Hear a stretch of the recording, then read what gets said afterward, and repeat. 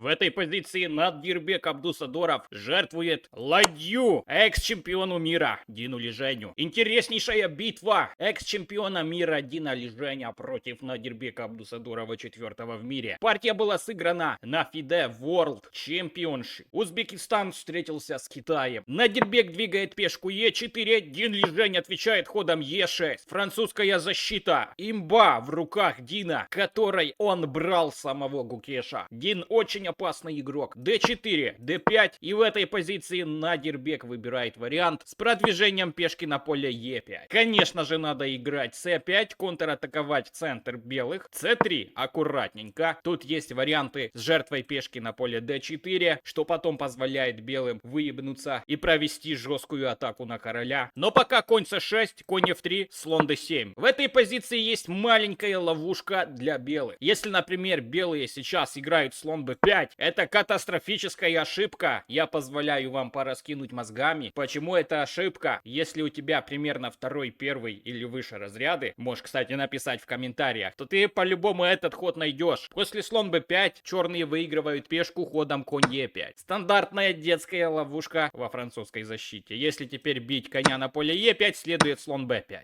А если бить этого слона с шахом, тогда конь возвращается на поле d7 с лишней пешкой. Но в партии вместо слон b5 Надирбек играет аккуратно слон e2. Солидно, мощно. Кстати, партия была сыграна в блиц, вживую. И конь же e7. Конь развивается на поле f5. Потом еще ферзь b6. И давим этого прыща на поле d4. Китайский терминатор здесь будет огрызаться. Заруба очень мощная. Ты можешь влепить лайк, подписаться на канал, если еще не подписан. Да, я буду выпрашивать твою подписку, ведь я записываю видосы, твоя благодарность, лайк и подписка. Уходит Надирбек в рокировку, получается cd, cd и конь f5 на d4 жесткое месиво. Еще осталось ферзя подвести на поле b6 и нападать на пихунделя. Конь c3 угрожает выпад коня куда-то на b5, после чего поле d6 немножко там провисает. Но пока все хорошо, конь c5 защищает, слон c8 защищает, но Дин Лижень все равно играет профилактику a6, не позволяет, не дает даже малейшего шанса, чтобы сюда запрыгнуть. Но партия только начинается, и самый сок этой партии нас ожидает в середине игры, ближе к концу, когда у соперников будет цейтнот. Ох, и Рубилова там было. Королем Надирбек отступает на поле h1. Идея этого хода в том, что если сейчас коня куда-то отвести, можно двинуть пешечку f4, потом g4, развить мощную дерзкую атаку на позицию китайского терминатора. Ладья c8 и конь a4. Идея этого хода не до конца понятна, скорее всего, чтобы не было ферзя на поле b6, чтобы избавиться от давлений на пешку d4. Поэтому слон e7, все хорошо, готовит Дин Лижень рокировку, и тут как гром среди ясного неба Надирбек двигает пешку g4, заявляя о своих планах затырить черного короля, не отходя от кассы. Дин продумал уже больше 2 минут. Сыграл конь h4, предложил размен. Разменялись, и конь c5. Выявляется, идея этого хода была в том, чтобы засандалить своего коня на c5, вынудить размен на поле h4 ходом g4. И теперь слона на e7 нет, конь может себе спокойно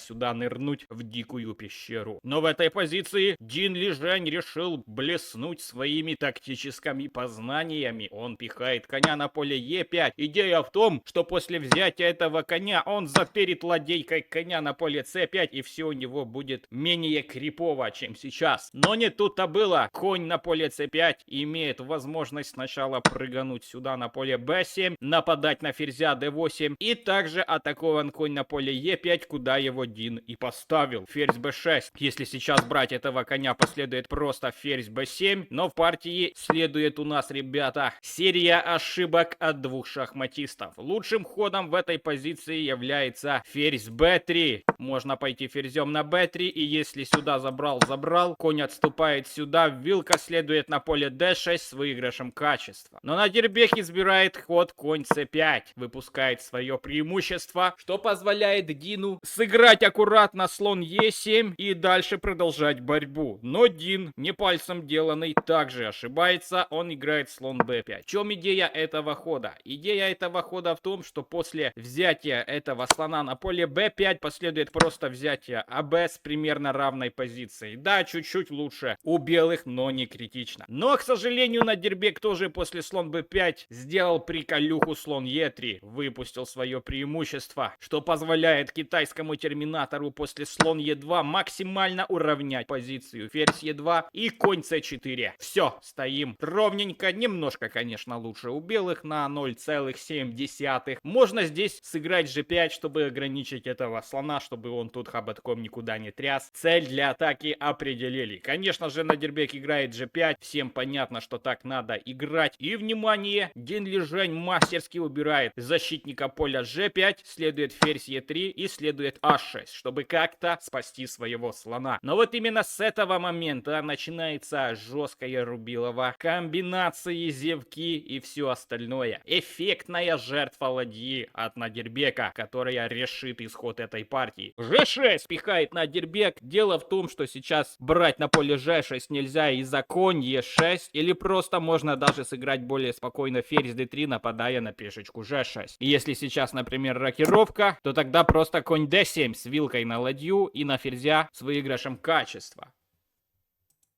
Правильно после хода G6 играть слон F6, как и сыграл экс-чемпион мира. Дальше следует ладья АЕ1, чтобы после взятия пешки на поле F7 спокойно себе затырить пешку на поле Е6. Идейный ход. Дин Лижень защищает мастерски пешку на поле Е6, уже готов к взятию пешки на поле F7. Но Надирбек решил, что угроза сильнее ее исполнения, сыграл F4, выпустил. На самом деле все логично, он хочет просто пихнуть F5. Пользуясь связкой на поле Е6, забрать пешечку на поле Е6. Но лучшим ходом в этой позиции была ладья G1. В чем идея этого хода? Если, например, ферзь D8, вот только тогда F4. Если забрать, например, тут, тогда конь Е6. Немножко в цейтноте подпустил. Ну ничего страшного. Смотрим дальше. После ладья C6 Надирбек все же двинул F4 с понятной идейкой. Дин Лижень вместо того, чтобы забрать безобидную пешку на G6 и конь Е6 отступить просто на F7, он решил полакомиться пешечкой на поле B2, что и погубило его позицию. F5 играет. Надирбек допускает серьезнейший грубый зевок в этой позиции. После слон D4, как надо было бы играть черным, позиция выравнивается максимально после отхода и прихода. Слон бьет пешку тут, и тогда взятие тут с ничьей на доске по нулям. Но Дин Лижень этого не замечает. У него остается 8 секунд, и на 8 секундах этот терминатор играет чисто на добавлении. Поднимает ход ферзь d8, который позволяет Надирбеку добить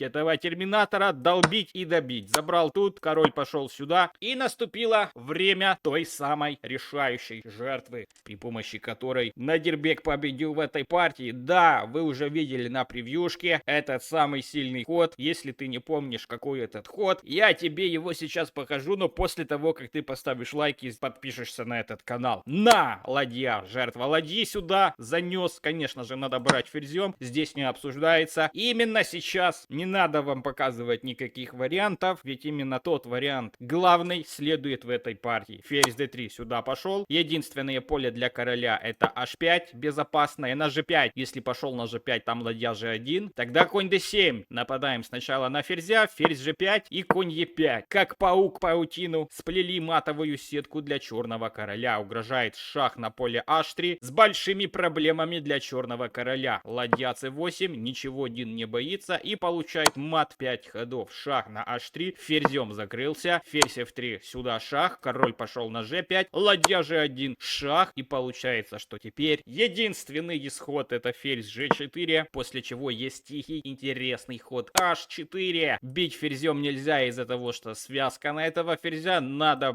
отходить королем, и тогда вот такой мат. Кстати, это не единственная жертва. Можешь посмотреть, как Магнус Карлсен отдал ладью Джавахиру Синдарову. Видео было вчера, залито на канал. Кликай просто по заставке и смотри. До новых встреч!